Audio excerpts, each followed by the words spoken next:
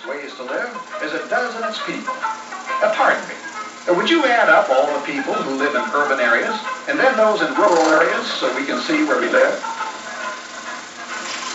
Rural. So it means places and small towns with fewer than 2,500 people in them. Urban. More than 2,500. Cities and large towns. Thank you. We'll explain something while we're waiting. Now, we've been taking the census to count ourselves every 10 years since 1790. And when we do, we divide the country into 4 big regions. Now, all this counting all these years can show us some interesting things. For instance, in 1790, we brand new citizens of the brand new United States numbered only around 4 million people. About 2 million in the Northeast and another 2 million in the South. Native American Indians totaled nearly 1 million more living throughout the country.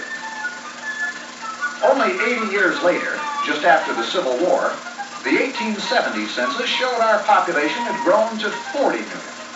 And by now, the other regions were getting more and more populated as people moved farther and farther west, where land and opportunity were available.